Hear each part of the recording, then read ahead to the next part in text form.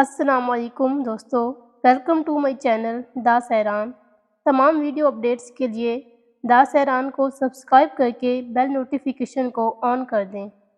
تو آئیے شروع کرتے ہیں آج کی ویڈیو میں ایک دہشت ناک کہانی اسیب زدہ حویلی ایپیسوڈ 5۔ جب میں نے تسلی کر لی کہ پر اسرار ہال کمرے میں اب کوئی بدرو نہیں رہی تو میں گیلری کا تاریک زینہ اتر کر چبوترے کے پاس آ گیا۔ میں نے سیل کو دونوں ہاتھوں سے زور لگا کر پیچھے کھسکا لیا۔ پیچھے گاف میں جھانک کر دیکھا، وہاں سیاہ مرتبان موجود تھا۔ جیسے ہی میں نے مرتبان کو ہاتھ لگایا مجھے ایسے محسوس ہوا جیسے بجلی کا خفیف سا جھٹکا لگا ہو۔ میں نے ہاتھ پیچھے کر لیا۔ دوسری بار ہاتھ لگایا تو کسی قسم کا جھٹکا نہ لگا۔ میں نے مرتبان کو باہر نکال لیا، اس کے ڈھکن کو کھولنے لگا کہ کچھ سوچ کر رک گیا۔ پتھر کے سیل کو چبوترے کی دیوار کے ساتھ لگا کر شگاف کو بند کر دیا۔ مرتبان کو بغل میں دبایا اور زینہ چڑھ کر گیلری میں آ گیا۔ گیلری کا زینہ اتر کر راہداری میں سے ہوتا ہوا واپس جھروکے والی چھوٹی سی کوٹری میں آ گیا۔ کوٹری میں اندھیرا تھا۔ میں نے لائٹر جلا کر اس کی روشنی میں مرتبان کا جائزہ لیا۔ یہ کسی مضبوط دھات کا بنا ہوا مرتبان تھا۔ اس کا رنگ کچھ اور ہوگا، لیکن اتنی مدت سے دیوار کے اندر پڑے پڑے اس کا رنگ سیاہ پڑ گیا تھا۔ میں ڈھکن کو گھما کر کھولنے لگا تو جیسے اندر سے آواز سی آئی کہ اسے مت کھولو۔ میں رک گیا۔ مرتبان کو دیوار کے ساتھ اپنے قریب ہی رکھ لیا اور سوچنے لگا کہ اسے کھولوں یا نہ کھولوں۔ جب میں کسی فیصلے پر نہ پہنچ سکا تو میں نے کوٹری کی دیوار کے ساتھ سر لگا دیا اور آنکھیں بند کر لیں۔ سربستہ رازوں کو بے نقاب کرنے کا شوق کہتا تھا کہ ابھی مرتبان کو کھول کر دیکھو کہ اس کے اندر کیا ہے۔ دل کے اندر سے بڑی دھیمی سی آواز آتی کہ اسے مت کھولنا، اسے وہیں چھوڑاؤ جہاں سے اٹھا کر لائے ہو۔ اسی تذبذب میں مجھ پر غنودگی سی طاری ہونے لگی۔ پھر میں عالم خواب میں پہنچ گیا۔ کیا دیکھتا ہوں کہ میں ایک تاریک غار میں سے گزر رہا ہوں۔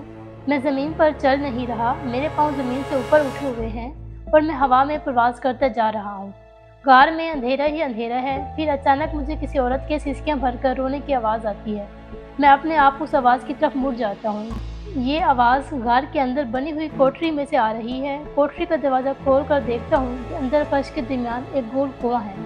کنویں کے اندر روشنی ہو رہی ہے۔ عورت کے رونے کی آواز کنویں کے اندر سے آ رہی ہے۔ میں کنویں کی منڈیر پر سے کنویں میں جھانکتا ہوں۔ کنویں کی تہہ میں آگ کے شعلے بلند ہو رہے ہیں۔ عورت کے رونے اور سسکیاں بھرنے کی آواز ان شعلوں میں سے آ رہی ہے۔ وہ کہہ رہی ہے، مجھے باہر نکالو، مجھے باہر نکالو، میں جل رہی ہوں، میں جل رہی ہوں۔ میں عالم خواب میں ہی عورت کو کہتا ہوں کہ میں تمہیں کیسے باہر نکالوں۔ عورت روتے روتے کہتی ہے، کنویں کا ڈھکن کھول دو، کنویں کا ڈھکن کھول دو، مجھے عذاب سے نجات مل جائے گی۔ میں عورت کو کہتا ہوں، کنویں کا تو کوئی ڈھکن نہیں ہے، کنواں تو کھلا ہے۔ عورت سسکی بھر کر کہتی ہے، کنویں کا ڈھکن کھول دو، مجھے باہر نکالو، مجھے باہر نکالو۔ اس کے ساتھ ہی اچانک میری آنکھ کھل جاتی ہے۔ میں چونک کر ادھر ادھر دیکھتا ہوں۔ یقین نہیں آتا کہ میں نے کوئی خواب دیکھا تھا۔ مجھے خیال آتا ہے کہ کہیں وہ مرتبان میں قید عورت کی روح تو نہیں تھی جو بار بار کہہ رہی تھی کہ مجھے کنویں سے باہر نکالو، مجھے عذاب سے نجات دلاؤ۔ میرا حقیقت پسند ذہن اس خواب کو سچ ماننے سے انکار کر رہا تھا۔ اچانک اسی عورت کی آواز ایک بار پھر سنائی دی۔ وہ سسکیاں بھر کر کہہ رہی تھی، مجھے باہر نکالو، مجھے آگ سے باہر نکالو۔ میں نے محسوس کیا کہ آواز مرتبان میں سے آ رہی تھی۔ چونکہ میں بدروحوں کا قائل نہیں تھا، اس لیے میں نے اس عورت کی آواز پر کوئی توجہ نہ دی اور آنکھیں بند کر کے سوچنے لگا کہ مجھے کیا کرنا چاہیے۔ مرتبان کے اندر سے عورت کی درد بھری آواز تھوڑی تھوڑی دیر بعد آ رہی تھی۔ آخر میرا شوق تجسس میری عقل پر غالب آ گیا اور میں نے مرتبان کے پیچ دار ڈھکن کو آہستہ آہستہ کھولنا شروع کر دیا۔ ڈھکن کو کھلتے دیکھ کر عورت کی آواز اب نہیں آ رہی تھی۔ میں نے مرتبان کا ڈھکن کھول دیا۔ ڈھکن کے کھلتے ہی ایک ایسی بھیانک چیخ کی آواز بلند ہوئی کہ جس سے جنگل کی فضا دیر تک گونجتی رہی۔ میں نے ڈر کر مرتبان کو ہاتھوں سے چھوڑ دیا تھا۔ مرتبان اندھیرے میں مجھ سے 3-4 فٹ کے فاصلے پر فرش پر ٹیڑھا ہو کر پڑا تھا اور اس میں سے سفید دھوئیں کی لکیر سی نکل رہی تھی۔ میں بندوق تھام کر اٹھ کھڑا ہوا۔ وہی بھیانک چیخ ایک بار پھر بلند ہوئی۔ میں باہر کو بھاگنے لگا تو اچانک مرتبان میں سے نکلتے ہوئے دھوئیں نے ایک زندہ عورت کی شکل اختیار کر لی۔ یہ عورت وہی تھی جسے میری آنکھوں کے سامنے تخت پر لٹا کر قتل کیا گیا تھا۔ اس کے سر پر سفید ہیروں کا تاج تھا، گلے میں سفید موتیوں کی مالا تھی، بال کھلے تھے۔ وہ گلابی رنگ کی ریشمی ساڑی میں ملبوس تھی۔ عورت کا جسم اختیار کرتے ہی اس نے مجھے روک کر کہا، باہر مت جانا۔ میرے دل پر ایک خوف سا طاری ہو گیا تھا۔ انسانی چیخ کی بھیانک آواز نے میرے اعصاب کو ہلا کر رکھ دیا تھا۔ اوپر سے ایک مردہ عورت زندہ ہو کر مرتبان سے نکل کر میرے سامنے آن کھڑی ہوئی تھی۔ میں نے بولنا چاہا لیکن خوف کے مارے میرا حلق خشک ہو رہا تھا۔ اب بیک وقت کئی انسانوں کی چیخوں کی آوازیں بلند ہونے لگی تھی۔ یہ آوازیں ایسے لگ رہا تھا جیسے ہماری کوٹری کی طرف بڑھ رہی تھی۔ پھر اچانک کوٹری کے جھروکے میں سے آگ کا ایک شعلہ سانپ کی طرح پھنکارتا ہوا اندر کی جانب لپکا۔ عورت نے میری کلائی پکڑی اور مجھے کھینچتی ہوئی کوٹری کے دروازے میں سے باہر نکل گئی۔ قلعے کے دلان میں اندھیرا تھا۔ عورت مجھے کھینچتی ہوئی قلعے کے بڑے دروازے کی طرف بھاگی جا رہی تھی۔ چیخوں کی آوازیں زیادہ خوفناک ہو گئی تھی اور ہمارے پیچھے آ رہی تھی۔ ایسے لگ رہا تھا جیسے قلعے کے بھوت ہمیں ہلاک کرنے کے لیے ہماری طرف دوڑے چلے آ رہے تھے۔ میں نے ایک لمحے کے لیے پیچھے مڑ کر دیکھا۔ پیچھے آگ کے شعلے تھے۔ ہر شعلے کی شکل سانپ کی طرح تھی اور یہ آگ کے سانپ لہراتے پھنکارتے ہمارے اتنے قریب آ گئے تھے کہ کسی بھی لمحے ہم دونوں کو جلا کر بھسم کر سکتے تھے۔ جب آگ کے ایک شعلہ نما سانپ نے میرے جسم کو اپنی لپیٹ میں لینا چاہا تو عورت نے مجھے زور سے اپنی طرف کھینچ لیا، اور پھر ایسا ہوا کہ مجھے نہیں معلوم کس طرح سے میرے پاؤں اپنے آپ زمین سے 2-3 فٹ بلند ہو گئے اور میں اس ماورائی عورت کے ساتھ فضا میں پرواز کرتا ہوا تیزی سے قلعے کے دروازے سے باہر نکل گیا۔ جنگل میں رات کے پچھلے پہر کا اندھیرا چھایا ہوا تھا۔ عورت میری کلائی تھامے مجھے اپنے ساتھ لے کر درختوں کے درمیان سے اتنی تیزی سے پرواز کرتی چلی جا رہی تھی کہ جیسے درخت اس کو خود بخود راستہ دے رہے ہوں۔ میرا ایک ہاتھ اس ماورائی عورت کی گرفت میں تھا اور دوسرے ہاتھ میں بندوق تھی۔ میں اپنے آپ کسی مرئی طاقت کے زیر اثر فضا میں تیرتا جا رہا تھا۔ درخت سامنے آتے تو میں آنکھیں بند کر لیتا کہ درخت سے ٹکرانے لگا ہوں، لیکن درخت سے ٹکرائے بغیر میں عورت کے ساتھ آگے نکل جاتا۔ میں کب تک اس عورت کے ساتھ پرواز کرتا رہا مجھے کوئی اندازہ نہیں تھا۔ پھر ایسا ہوا کہ ہم رات کی تاریکی میں ایک دریا کے اوپر سے گزر گئے۔ دریا کے دوسرے کنارے پر مجھے اندھیرے میں ایک ویران سا کھنڈر دکھائی دیا۔ وہ عورت کھنڈر کے پاس جا کر زمین پر اتر گئی۔ میرے پاؤں بھی زمین پر لگ گئے۔ میں اس عورت سے بات کرتے ڈر رہا تھا۔ میں سمجھ گیا تھا کہ یہ عورت نارمل زندہ عورت نہیں ہے بلکہ ایک بدروح ہے جو میرے لیے کسی نہ کسی مصیبت کا باعث بن سکتی ہے۔ میں نے غلطی کی تھی کہ اسے مرتبان سے آزاد کر دیا تھا۔ اب معلوم نہیں یہ میرے ساتھ کیا سلوک کرنے والی تھی۔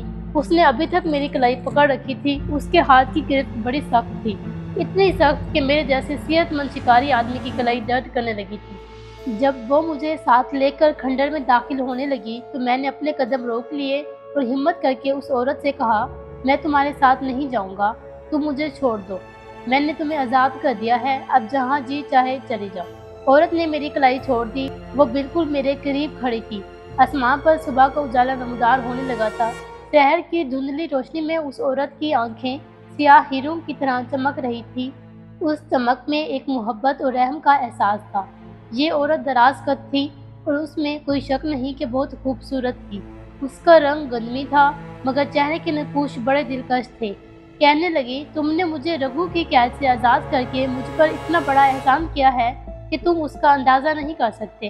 تمہاری زندگی کی حفاظت اب میرا فرض بن چکا ہے۔ میں نے کہا، مجھے تمہاری حفاظت کی ضرورت نہیں ہے، میں اپنی حفاظت خود کر سکتا ہوں، مجھ پر مہربانی کرو اور میرا پیچھا چھوڑ دو۔ یہ کہہ کر میں نے بندوق کندھے پر رکھی اور واپس جانے کے لیے مڑا تو اس عورت نے پیچھے سے میرا بازو پکڑ لیا اور بولی، میں تمہیں مرنے نہیں دوں گی۔ میں نے اپنا بازو چھڑاتے ہوئے کہا، میں مسلمان ہوں، میری زندگی اور موت میرے اللہ کے اختیار میں ہے۔ عورت نے ایک بار پھر میرا بازو پکڑ لیا اور کہا، میں جانتی ہوں تم مسلمان ہو، میں تمہارے بارے میں اتنا کچھ جانتی ہوں کہ خود تم بھی نہیں جانتے۔ میں اگرچہ ہندو برہمن کے گھر پیدا ہوئی تھی لیکن میں اسلام قبول کر چکی ہوں، میں بھی مسلمان ہوں۔ میں جانتی ہوں زندگی اور موت اللہ کے اختیار میں ہے، لیکن اللہ پاک کا یہ بھی حکم ہے کہ اپنی زندگی کی حفاظت کرو اور جان بوجھ کر اپنے آپ کو ہلاکت میں نہ ڈالو۔ میں حیران سا ہو کر اس عورت کو دیکھ رہا تھا۔ یہ ایک قتل ہو چکی عورت کی روح یا بدروح تھی مگر بالکل نارمل زندہ عورت کی طرح بول رہی تھی۔ عجیب بات تھی کہ اب مجھے اس سے بالکل خوف محسوس نہیں ہو رہا تھا مگر میں اس کے پاس ایک سیکنڈ کے لیے بھی ٹھہرنے کو تیار نہیں تھا۔ میں اس روحوں بدروحوں کے چکر میں نہیں پڑنا چاہتا تھا۔ چنانچہ میں نے کہا، خدا کے لیے میری جان چھوڑ دو، تم ایک بدروح ہو، میں نے تمہیں قتل ہوتے اور مرتے دیکھا ہے، تم ایک مردہ عورت ہو، تم ایک بدروح ہو، چھوڑ دو مجھے۔ اور میں اپنا بازو چھڑا کر تیز تیز چل پڑا۔ میں نے ایک لمحے کے لیے بھی پیچھے مڑ کر نہ دیکھا کہ اس عورت کی بدروح چلی گئی ہے یا وہیں کھڑی ہے۔ صبح کا نور چاروں طرف جنگل میں پھیلنے لگا تھا۔ میرا رخ دریا کی طرف تھا۔ یہ وہی دریا تھا جس کے اوپر سے وہ عورت مجھے پرواز کرتے ہوئے لائی تھی۔ جیسے جیسے میں آگے بڑھ رہا تھا جنگل زیادہ گھنا ہوتا جا رہا تھا۔ درخت اتنے گنجان تھے کہ انہوں نے سارے جنگل پر ایک چھت ڈال رکھی تھی۔ ان درختوں کے نیچے دن کی روشنی شاید کبھی نہیں پہنچتی تھی۔ دریا اس جنگل کے پار تھا۔ مجھے امید تھی کہ دریا پر کوئی نہ کوئی گھاٹ ضرور ہوگا جہاں سے دیہاتی لوگ دریا پار کرتے ہیں मैं वहीं से दरिया पार करके किसी रेलवे स्टेशन पर पहुंचने की कोशिश करूंगा ताकि वहां से कोई गाड़ी पकड़कर इस मनहूस जंगल से निकल जाऊं। ये सोचकर कि शायद दरिया टेले के अकब में बह रहा हो, मैं टेले की तरफ बढ़ा। चट्टान के करीब पहुंचा ही था कि जंगल एक भयानक इंसानी चीख की आवाज से गूंज उठा। मैं डर कर वहीं खड़ा हो गया और बंदूक सीधी कर दी। चीख की आवाज के फौरन बाद चट्टान के पीछे से एक स्याह फाम आदमी नमूदार हुआ। उसके हाथ में नंगी तलवार थी। उसकी सुर्ख आंखों से चिंगारियां सी फूट रही थी। वो तलवार लहराता मेरी तरफ चला आ रहा था। मैंने फौरन उस पर फायर कर दिया। बंदूक का धमाका हुआ, मगर ये देखकर लर्ज गया कि उस स्याह फाम आदमी पर बंदूक के फायर का कोई असर नहीं हुआ था। वो अब तलवार उठाए मुझे कत्ल करने दौड़ता हुआ मेरी तरफ आ रहा था। जब वो मुझसे 15-20 फुट दूर रह गया तो मैंने उसके दिल का निशाना लेकर डबल बैरल गन का दूसरा फायर कर दिया, मगर उस स्याह फाम हबशी पर कोई असर नहीं हुआ था। हालांकि दोनों फायर मैंने करीब से किए थे। स्याह फाम हबशी किसी देव की तरह ऊंचा लंबा था। उसने मुझ पर जैसे ही तलवार का भरपूर वार करना चाहा, वो ऐसे लड़खड़ा कर पीछे को गिरा जैसे किसी ने उसे आगे से धक्का दे दिया हो। ये धक्का मैंने नहीं दिया था। मुझ पर तो मौत से पहले का सख्ता सा तारी हो चुका था, क्योंकि वो देव हेकल स्याह फाम हबशी तलवार ऊपर उठाए इतनी तेजी से मेरे करीब पहुंच गया था कि अगर उसे धक्का ना लगता तो उसने मेरी गर्दन उड़ा देनी थी। अब मैं उस बात पर हैरान था कि उसको आगे से धक्का किसने दिया था। वहां मेरे सिवा और कोई नहीं था। स्याह फाम हबशी जमीन पर पड़ा था। उसके सीने में एक लंबा खंजर उतरा हुआ था और खून का फवारा उबल रहा था। मेरे देखते देखते हबशी की लाश सीने में उतरे हुए खंजर समेत इसी तरह गायब हो गई जिस तरह किले में उस खूबसूरत औरत की लाश गायब हो गई थी, जिसे मेरे आंखों के सामने तख्त पर लिटाकर कत्ल किया गया था। ये सारा भटकी हुई बदरूहों और भूतों और चुड़ैलों का खेल था और उसका हकीकी और पाकीज़ा दुनिया से कोई वास्ता नहीं था। मेरे साथ भी उन बदरूहों की मखलूक का कोई रिश्ता ना जुड़ता अगर मैं स्याह असेबी मर्तबान ना खोलता। लेकिन मुझे बदरूहों और असेब ज़दा हवेलियों और किलों का सुराग लगाने का शौक ले डूबा था। मैंने बदरूहों की हकीकत मालूम करने और उनकी पुरअसरार दुनिया का मुशाहदा करने के शौक में उस मर्तबान को खोल दिया था जिसमें एक बदरूह कैद थी।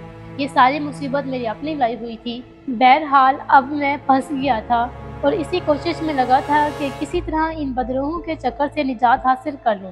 मगर मुझे महसूस हो रहा था कि ये काम इतना आसान नहीं है और मेरे बस में भी नहीं है। मेरी हालत उस आदमी जैसी हो गई थी जो दलदल में फंस गया हो। एक पाँव दलदल से बाहर निकालता तो दूसरा पाँव दलदल में और ज़्यादा धंस जाता हो। मैंने अपने दिल में खुदा को हाजिर नाजिर जानकर तौबा कर ली थी कि आइंदा कभी किसी जिन, भूत, चुड़ैल या किसी आसेब की खोज में नहीं निकलूंगा। आइंदा के लिए तो खुदा ने ज़रूर मुझे माफ़ कर दिया था, लेकिन जो काम मैं ख़राब कर चुका था उसे ठीक होते होते भी वक्त चाहिए था। हबशी की खून आलूद लाश गायब होते ही मैं उस मनहूस जगह से आगे चल दिया। मैं जंगल की दरिया वाले सरहद के करीब पहुंच चुका था। कुछ देर के बाद मैं जंगल से बाहर निकल आया। सामने दरिया बह रहा था, मगर वहाँ न कोई घाट था न कश्ती नजर आ रही थी। दरिया का पाट ज़्यादा चौड़ा नहीं था, मैं उसे तैर कर पार कर सकता था। मैं दरिया में उतरने की तैयारी कर ही रहा था कि मुझे एक तरफ से एक कश्ती आती दिखाई दी। मैं वहीं रुक गया। कश्ती में एक मुल्ला बैठा उसे चला रहा था। कश्ती का रुख उसी तरफ था जिधर मैं खड़ा था। कश्ती मेरे करीब आकर किनारे पर रुक गई। कश्ती का मुल्ला एक 15-16 साल का लड़का था। कहने लगा, बाबू दरिया पार जाना है तो आ जाओ, मैं तुम्हें देकर ही आया हूँ। मैंने कहा, हाँ भाई मुझे पार ले चलो। मुल्ला लड़का बोला, 10 रुपये किराया होगा। मैंने कहा, तुम बेशक 20 रुपये ले लेना। लड़के ने खुश होकर कहा, तो फिर बैठ जाओ बाबू। मैं कश्ती सवार हो गया और कश्ती दरिया के बहाव के रुख चलती हुई आहिस्ता आहिस्ता दूसरे किनारे की तरफ बढ़ने लगी। मैंने लड़के से कहा, तुम्हारा नाम क्या है? लड़के ने जवाब दिया, मेरा नाम भलवा है। मैंने कहा, भलवा ये बताओ दरिया पार इधर कौन सा शहर है? लड़के ने चप्पू चलाते हुए कहा, इधर शहर तो कोई नहीं है, हमारा गांव मंडाला है। तुम्हें कहाँ जाना है बाबू? मैंने कहा, भाई मुझे झांसी जाना है, ये बताओ कि मैं झांसी कैसे पहुंच सकता हूँ? मुल्ला लड़का बोला, बाबू झांसी तो यहाँ से बहुत दूर है, ये दरिया भी उस तरफ को नहीं जाता। मैं ऐसे करता हूँ कि तुम्हें बेतालगढ़ के घाट तक पहुँचा देता हूँ, वहाँ से तुम्हें झांसी जाने वाली कोई न कोई गाड़ी शायद मिल जाए। बेतालगढ़ में एक रेलवे स्टेशन है। मुझे उम्मीद की किरण नजर आई। मैंने पूछा, बेतालगढ़ यहाँ से कितनी दूर है भलवा? लड़के ने कहा, दरिया के बहाव पर चलते 2 घंटे तो लग ही जाएंगे। लड़का कहने लगा, बाबू जिस जंगल से तुम आ रहे हो वहाँ तो भूत प्रेत रहते हैं। मैं लड़के से ज्यादा गुफ्तगू नहीं करना चाहता था, मगर उसके सवालों के जवाब देने पर मजबूर था। एक तरह से मैं उसके रहमो करम पर था। मैंने बेदिली से कहा, पता नहीं, रहते होंगे। लड़का बोला, बाबू मालूम है इस जंगल में एक रानी बाई का किला है। इस किले में रात को एक औरत के गाने اور رونے کی آوازیں آتی ہیں۔ میں نے بے نیازی سے کہا آتی ہوں گی۔ لڑکے نے کہا تم نے کوئی آواز ضرور سنی ہوگی۔ میں نے کوئی آواز نہیں سنی، میں نے جواب دیا اور اس کے بعد اپنی آنکھیں بند کر کے سر نیچے کر لیا جیسے سونا چاہتا ہوں۔ خدا خدا کر کے میں ریلوے اسٹیشن تک پہنچ گیا اور وہاں سے میں نے جھانسی کی ریلوے لائن پکڑ لی۔ اسٹیشن سے آٹو رکشہ لے کر میں سیدھا اپنے دوست جمشید کی آٹو سپیئر پارٹس کی دکان پر گیا۔ جمشید دکان پر ہی تھا۔ اس نے مجھے دیکھا تو کاؤنٹر چھوڑ کر میرے پاس آ کر بولا یہ کیا کوئی شکار مار کر نہیں لائے؟ مندر کے جنگلوں میں تو سانبھر اور ہرن بہت ہوتے ہیں۔ میں نے رکشے سے اترتے ہوئے کہا مجھے دیکھ کر ہرن سانبھر بھاگ گئے تھے۔ خیر میں نے جمشید کو اپنی اس آبیتی کے بارے میں نہیں بتایا تھا اور میں اس کو ہمیشہ راز ہی رکھوں گا۔ فیروز نے جو مجھے اپنے زندگی کی پر اسرار اور دہشت کی داستان سنائی تھی میں ویسی کی ویسی ہی آپ لوگوں کو سنا دی ہے۔ اس طرح کی مزید ویڈیوز کے لیے ہمارے چینل کو سبسکرائب کریں اور بیل نوٹیفیکیشن کو آن کر کے ہماری حوصلہ افزائی کریں۔